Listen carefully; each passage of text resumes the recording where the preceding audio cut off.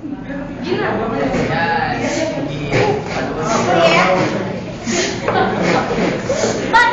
hapon sa inyo mga kaibigan. Kami ang grupo ng Patriarko, si Abraham. Ihahatid sa inyo ang kwento